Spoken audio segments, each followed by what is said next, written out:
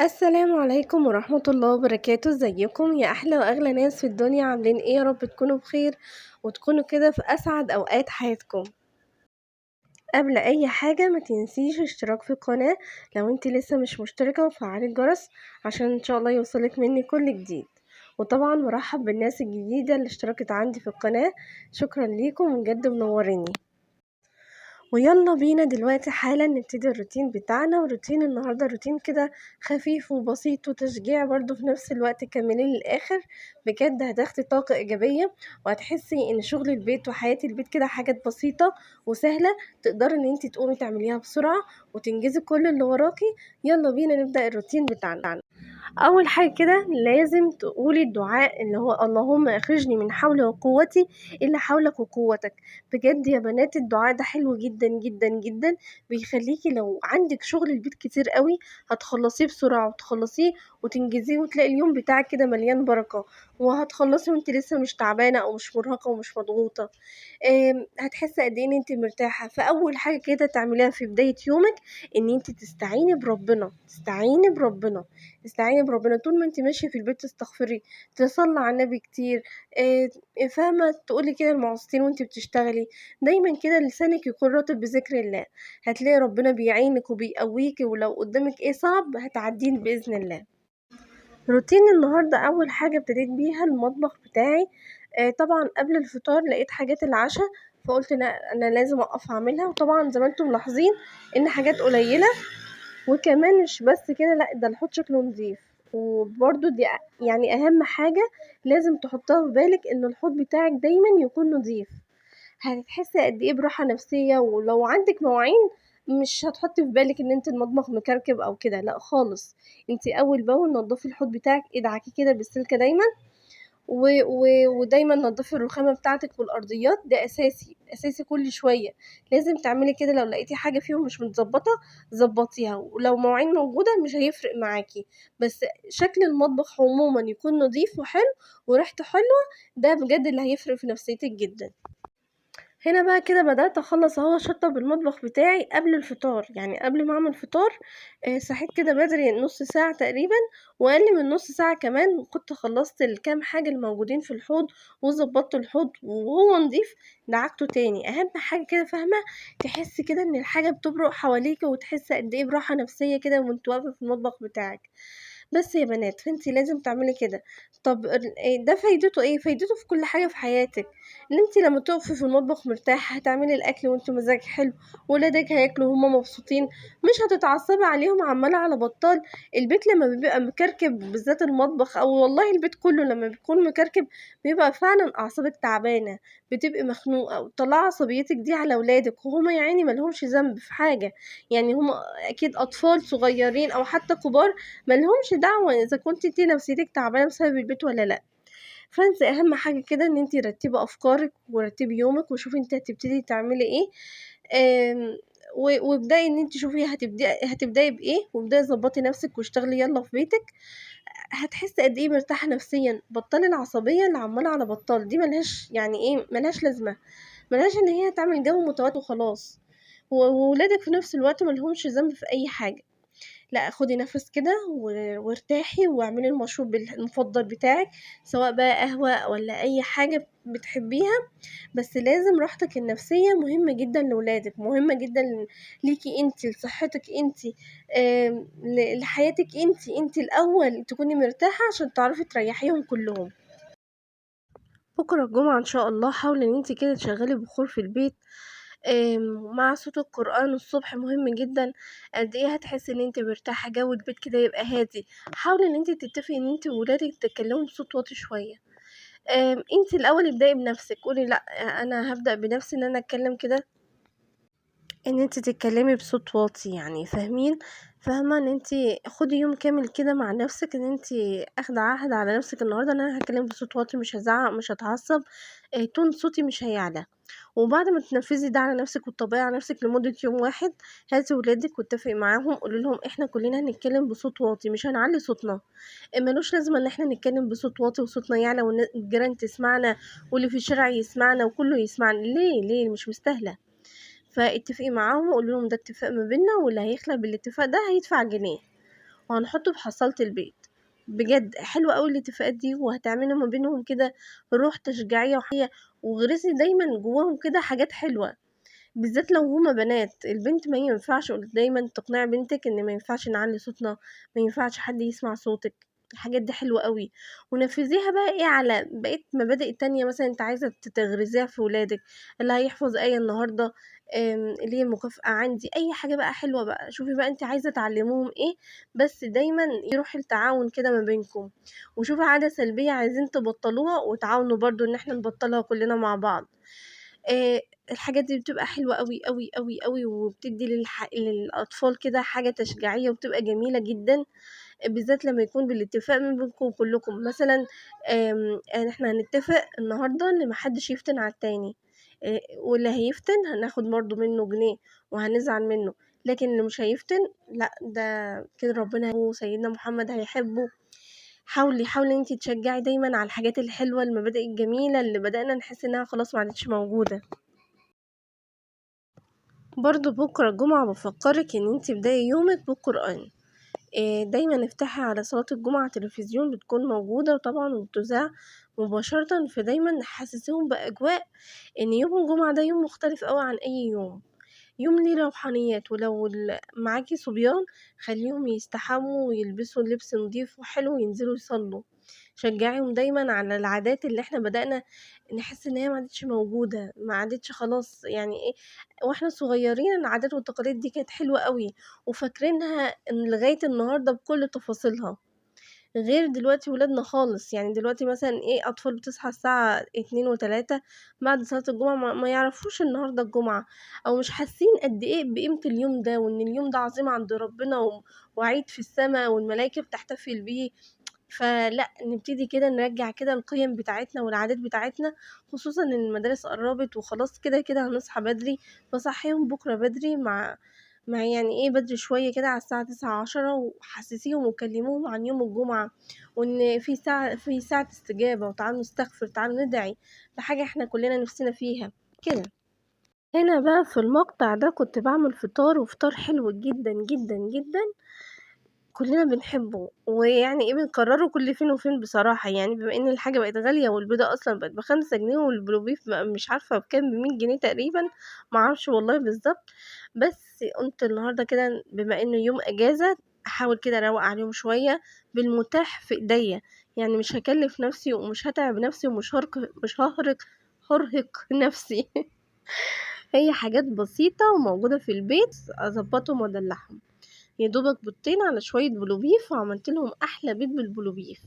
انتِ كمان كده حاولي يوم إجازة كل فين وفين يا ستي، مش باقول لِك كل يوم إجازة. حاولي كده لمّا يكون متاح ليكِ إن أنتِ تضبّطيهم وتدلّعيهم، ما تبخليش عليهم بحُبِّك ودلعِك وحنانِك اللي ما حدش في الدنيا يبقى أحَن على ولادِك منِّك.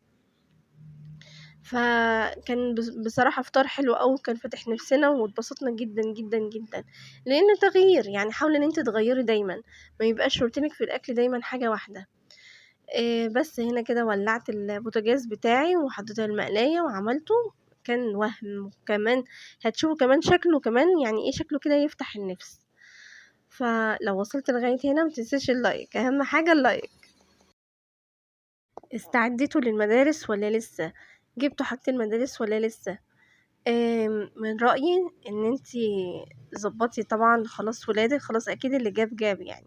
طَب لو ما جبتيش، وعلّمي ولادِك إن كل شيء نصيب، وكل شيء قدر. معلش هيبقى صعب عليهم إن هُم يفهموا في السن ده، بس علّميهم الرضا.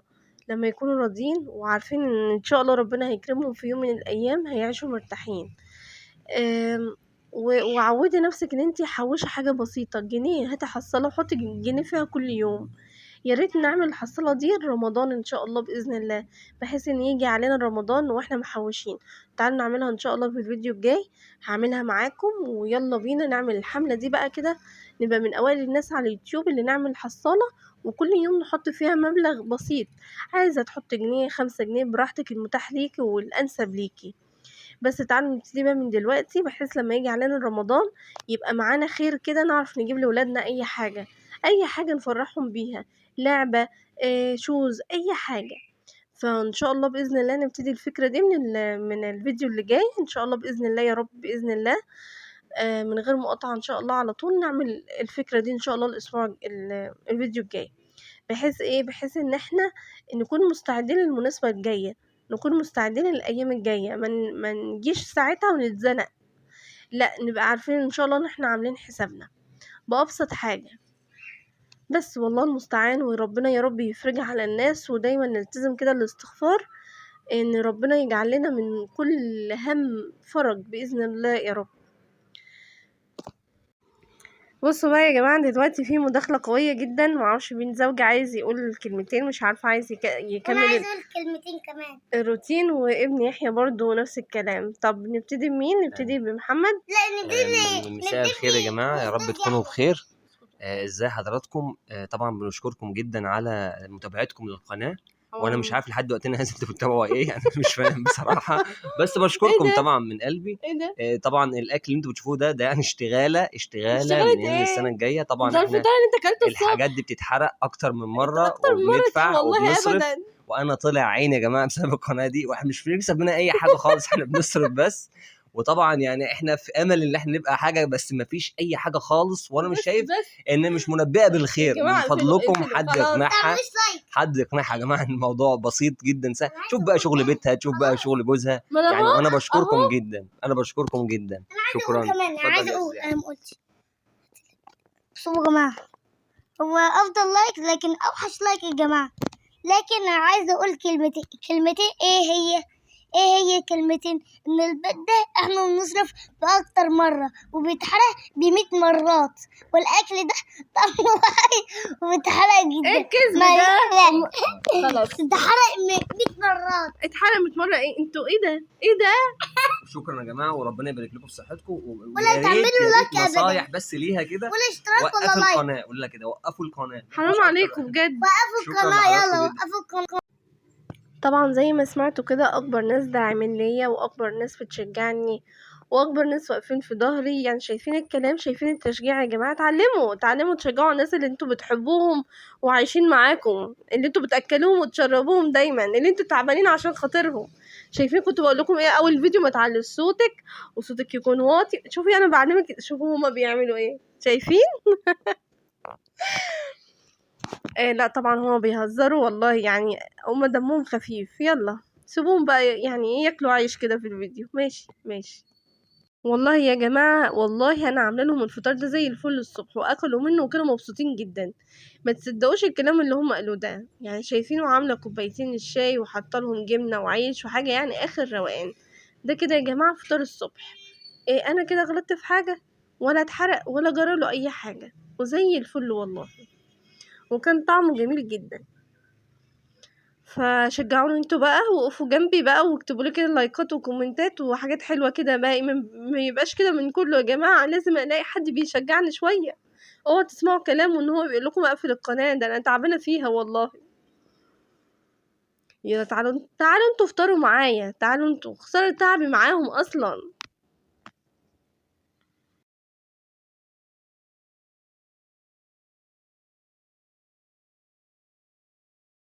وبعد بقى الفطار ندخل بقى على الغدا بقى عملت يعني ايه حاجات خفيفة بصراحة، ما اخدش مني بالظبط نص ساعة كنت مخلصة.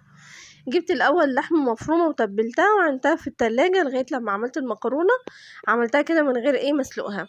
جبت بصلة وقعدت يعني احمرها فيها، وتسيبيها شوية عشان ما تعجنش، عشان تطلع كويسة معاكي من غير ما تكون معجنة. اعملي اللي هقولك عليه.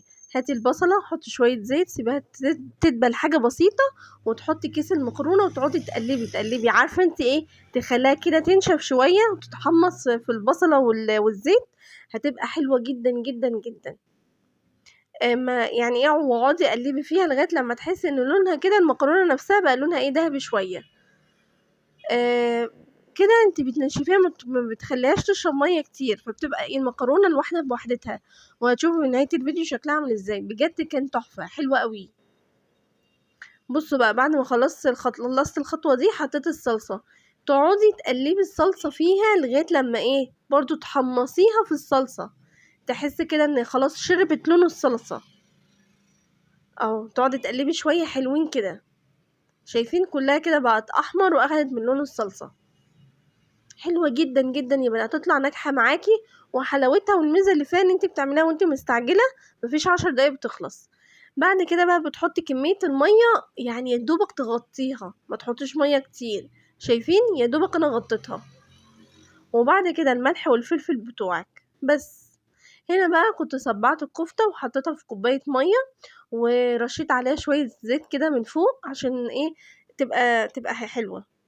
دي بقى المكرونه بعد ما استوت، شايفين تحسوا ان هي متحمره متحمصه، وفي نفس الوقت طريه يعني جميله، مش معجنه خالص خالص خالص. فبجد تحفه يا بنات، حلاوتها ان هي سريعه وبتعرفي تظبطيها، بجد جميله. فعملت بقى شويه المكرونه دول مع الكفته. شوفوا دخلتكم اهو جوه الحله عشان تشوفوا المكرونه مش معجنه خالص، الواحده بوحدتها وجميله. وكنت بقى هنا بدوقها، فبصراحة كانت تحفة تحفة يعني، كانت عجباني قوي. فدي أكلة بسيطة وسهلة تقدري ان انتي تعمليها وقت ما تكوني مستعجلة وما عندكيش وقت. شايفين بقى هنا المكرونة مع الكفتة حاجة وهم. شايفين بوريك ان المكرونة مفلفلة والواحدة بوحدتها حلوة قوي. وبعد كده الكفتة بتلمع وجميلة، ومتبلاها بس ببصل وملح وفلفل بس. وخلاص على كده، وسبتها في القارب ده لغايه لما الميه نشفت، وبعد كده يعني حمرتها في الزيت. وخلاص على كده، جميله واكل بسيط وسهل. اشوفكم ان شاء الله في روتين جديد. باي باي.